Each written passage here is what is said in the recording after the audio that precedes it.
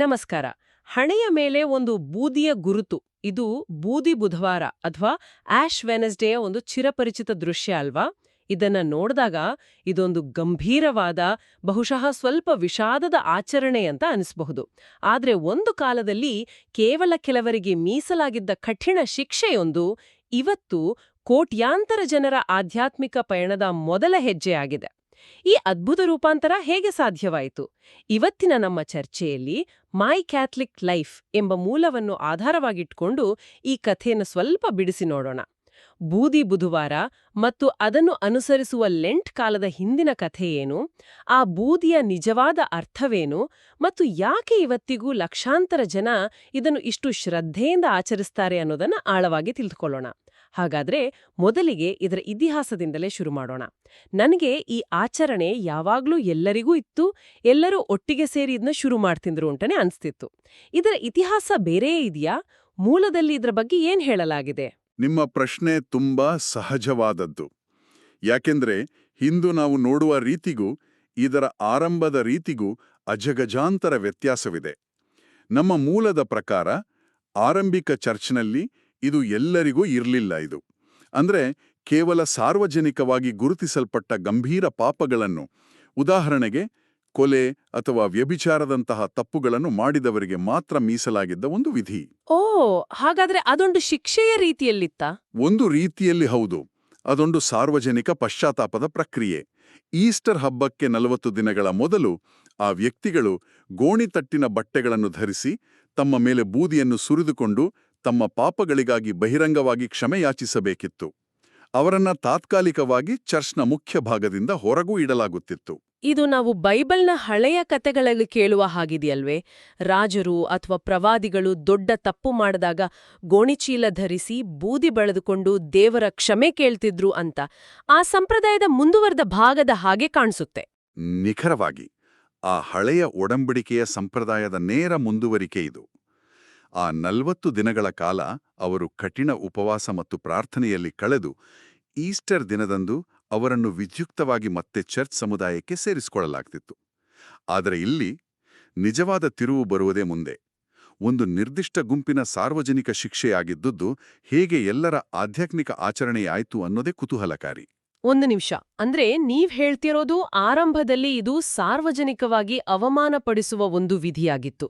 ಆದ್ರೆ ಈಗ ಅದು ಭಕ್ತಿ ಮತ್ತು ಗೌರವದ ಸಂಕೇತವಾಗಿದೆ. ಈ ಬದಲಾವಣೆ ಅದ್ಭುತವಾಗಿದೆ. ಇದು ಯಾವಾಗ ಮತ್ತು ಯಾಕೆ ಹೀಗಾಯ್ತು? ನಮ್ಮ ಮೂಲವು ಸುಮಾರು 10ನೇ ಶತಮಾನದ ಕಡೆಗೆ ಬೆರಳು ತೋರಿಸ್ತದೆ. ಆ ಹೊತ್ತಿಗೆ ಚರ್ಚಿನ ಚಿಂತನೆಯಲ್ಲಿ ಒಂದು ದೊಡ್ಡ ಆಧ್ಯಾತ್ಮಿಕ ಬದಲಾವಣೆ ಕಾಣಿಸ್ತದೆ. ಪಾಪ ಅನ್ನೋದು ಕೇವಲ ಕೆಲವರು ಮಾಡುವ ದೊಡ್ಡ ತಪ್ಪುಗಳಲ್ಲ, ಅದು ಮನುಷ್ಯನ ಸಹಜ ಸ್ಥಿತಿಯ ಒಂದು ಭಾಗ ಎಂಬ ಅರಿವು ಮೂಡುತ್ತೆ. ಅಂದ್ರೆ ಯಾರೂ ಪರಿಪೂರ್ಣರಲ್ಲ, ಪ್ರತಿಯೊಬ್ಬರಿಗೂ ಆಧ್ಯಾತ್ಮಿಕ ಶುದ್ಧೀಕರಣದ, ಪಶ್ಚಾತ್ತಾಪದ ಅಗತ್ಯವಿದೆ ಅನ್ನೋದು ಚರ್ಚಿನ ಮುಖ್ಯ ಸಂದೇಶವಾಯಿತು. ಇದು ಕೇವಲ ನಿಯಮದ ಬದಲಾವಣೆಯಲ್ಲ, ಮನುಷ್ಯನ ಬಗ್ಗೆ ಚರ್ಚಿನ ದೃಷ್ಟಿಕೋನವೇ ಬದಲಾದ ಹಾಗೆ. ವಾಹ್! ಅಂದ್ರೆ ನಾವೆಲ್ಲರೂ ಒಂದೇ ದೋಣಿಯ ಪ್ರಯಾಣಿಕರು, ಎಲ್ಲರಿಗೂ ದೇವರ ಕರುಣೆಯ ಅಗತ್ಯವಿದೆ ಎಂಬ ಭಾವನೆ ಬಲವಾಯಿತು. ಹೌದು. ಮೂಲದಲ್ಲಿ ಆಲ್ಫ್ರಿಕ್ ಆಫ್ ಎನ್ಶಾಮ್ ಎಂಬ ಇಂಗ್ಲಿಷ್ ಬೆನೆಡಿಕ್ಟೀನ್ ಸನ್ಯಾಸಿಯ ಮಾತುಗಳನ್ನು ಉಲ್ಲೇಖಿಸಲಾಗಿದೆ. ಅವರು ಹೇಳ್ತಾರೆ, ಲೆಂಟ್ ಉಪವಾಸದ ಸಮಯದಲ್ಲಿ ನಾವು ನಮ್ಮ ಪಾಪಗಳಿಗಾಗಿ ಪಶ್ಚಾತ್ತಾಪ ಪಡಬೇಕು ಎಂಬುದನ್ನು ಸೂಚಿಸಲು ನಮ್ಮ ತಲೆಯ ಮೇಲೆ ಬೂದಿಯನ್ನು ಹಾಕಿಕೊಳ್ಳೋಣ. ಇಲ್ಲಿ ನಾವು ಎಂಬ ಪದ ಮುಖ್ಯ. ಕೇವಲ ಅವರು ಅಲ್ಲ, ನಾವೆಲ್ಲರೂ.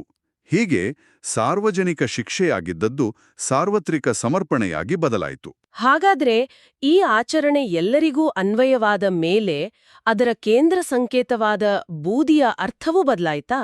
ಇವತ್ತು ಬೂದಿ ಹಚ್ಚುವಾಗ ನೀನು ಧೂಳು, ಧೂಳಿಗೆ ಹಿಂತಿರುಗುವೆ ಅಂತ ಹೇಳ್ತಾರೆ.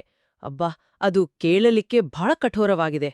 ಹಬ್ಬದ ಸಿದ್ಧತೆಯನ್ನು ಇಂಥ ನಿರಾಶಾದಾಯಕ ಮಾತಿನಿಂದ ಶುರು ಮಾಡೋದಕ್ಕೆ ಇದರಲ್ಲಿ ಏನಾದ್ರೂ ಸಕಾರಾತ್ಮಕ ಅಂಶವನ್ನು ಮೂಲವು ಗುರುತಿಸುತ್ತದೆಯಾ? ಖಂಡಿತವಾಗಿಯೂ. ಮೊದಲ ನೋಟಕ್ಕೆ ಅದು ಕಠೋರ ಮತ್ತು ನಿರಾಶಾದಾಯಕ ಅಂತ ಅನಿಸುವುದು ಸಹಜ. ನಮ್ಮ ಮೂಲವು ಇದನ್ನು ನೇರವಾಗಿ ಬೈಬಲ್ನ ಜೆನೆಸಿಸ್ ಪುಸ್ತಕಕ್ಕೆ, ಅಂದ್ರೆ ಆದಾಮ್ ಮತ್ತು ಹವ್ವಳ ಕತೆಗೆ ಜೋಡಿಸ್ತದೆ. ಅವರನ್ನು ಏದೇನ್ ತೋಟದಿಂದ ಹೊರಹಾಕಿದಾಗ ದೇವರು ಹೇಳ್ದ ಮಾತುಗಳಿವಿ. ಇದು ಮಾನವನ ಮರ್ತ್ಯತ್ವವನ್ನು, ಅಂದ್ರೆ ನಮ್ಮ ಬದುಕು ಶಾಶ್ವತವಲ್ಲ, ನಾವೆಲ್ಲರೂ ಒಂದು ದಿನ ಮಣ್ಣಿಗೆ ಸೇರ್ತೇವೆ ಎಂಬ ಕಟು ಸತ್ಯವನ್ನು ನೆನಪಿಸುತ್ತದೆ. ಸರಿ, ಅದು ಸತ್ಯವನ್ನು ಒಪ್ಪಿಕೊಳ್ಳುವುದು. ಆದ್ರೆ ಅದರಲ್ಲಿ ಭರವಸೆ ಎಲ್ಲಿದೆ? ಇಲ್ಲೇ ಇದರ ಆಳವಾದ ಸೌಂದರ್ಯ ಅಡಗಿರೋದು. ಮೂಲವು ಇದರ ದ್ವಂದ್ವ ಅರ್ಥವನ್ನು ಒತ್ತಿ ಹೇಳುತ್ತದೆ. ಇದು ಬೀಜವೊಂದು ಮೊಳಕೆ ಒಡೆಯಲು ಮೊದಲು ಮಣ್ಣಿನಲ್ಲಿ ಸಾಯಬೇಕಾದ ಹಾಗೆ.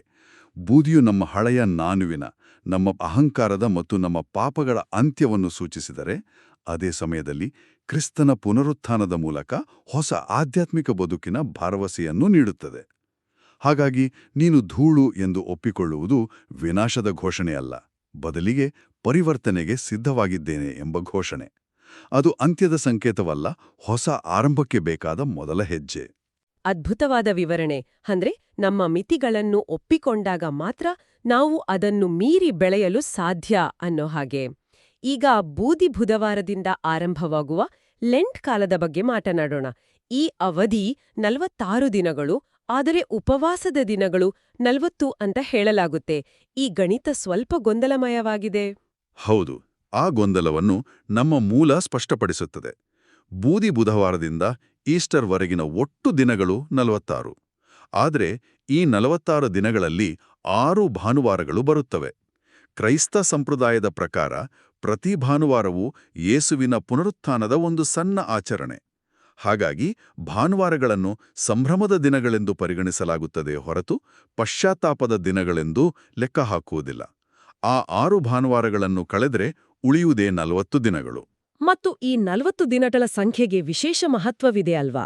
ಖಂಡಿತ. ಇದು ಬೈಬಲ್ನಲ್ಲಿ ಬರುವ ಹಲವಾರು ಘಟನೆಗಳನ್ನು ನೆನಪಿಸುತ್ತದೆ. ನೋಹನ ಕಾಲದ ಮಹಾಪ್ರವಾಹ 40 ದಿನಗಳ ಕಾಲ ಇತ್ತು. ಇಸ್ರೇಲ್ ಜನರು 40 ವರ್ಷಗಳ ಕಾಲ ಅರಣ್ಯದಲ್ಲಿ ಅಲೆದಾಡಿದರು. ಎಲ್ಲಕ್ಕಿಂತ ಮುಖ್ಯವಾಗಿ ಯೇಸು ಸುವಾರ್ತೆ ಬೋಧಿಸಲು ಆರಂಭಿಸುವ ಮುನ್ನ 40 ದಿನಗಳ ಕಾಲ ಅರಣ್ಯದಲ್ಲಿ ಉಪವಾಸವಿದ್ದು ಪ್ರಾರ್ಥನೆ ಮಾಡಿದರು. ಲೆಂಟ್ ಕಾಲವು ಆ ಘಟನೆಯನ್ನು ಅನುಕರಿಸುವ ಪ್ರಯತ್ನವಾಗಿದೆ. ಅರಣ್ಯವು ಏಕಾಂತ, ಪರೀಕ್ಷೆ ಮತ್ತು ದೇವರ ಮೇಲೆ ಸಂಪೂರ್ಣವಾಗಿ ಅವಲಂಬಿತವಾಗುವುದರ ಸಂಕೇತ. ಈ ಅವಧಿಯಲ್ಲಿ ಕೆಲವು ನಿರ್ದಿಷ್ಟ ಆಚರಣೆಗಳಾದ ಉಪವಾಸ ಮತ್ತು ಮಾಂಸವರ್ಜನೆಯ ಬಗ್ಗೆ ಮೂಲದಲ್ಲಿ ಹೇಳಲಾಗಿದೆ. ಈ ನಿಯಮಗಳು ಯಾಕೆ ಮತ್ತು ಯಾರಿಗೆ? ನಮ್ಮ ಮೂಲವು ಲ್ಯಾಟಿನ್ ಕ್ಯಾಥೋಲಿಕ್ ಚರ್ಚ್ನ ನಿಯಮಗಳನ್ನು ಸ್ಪಷ್ಟವಾಗಿ ವಿವರಿಸುತ್ತದೆ. ಬೂದಿ ಬುಧವಾರ ಮತ್ತು ಗುಡ್ ಫ್ರೈಡೆ ಈ 2 ದಿನಗಳು ಕಡ್ಡಾಯ ಉಪವಾಸ ಮತ್ತು ಮಾಂಸವರ್ಜನೆಯ ದಿನಗಳು. ಇನ್ನು ಲೆಂಟ್ ಕಾಲದ ಎಲ್ಲಾ ಶುಕ್ರವಾರಗಳಂದು ಮಾಂಸವನ್ನು ವರ್ಜಿಸಬೇಕು.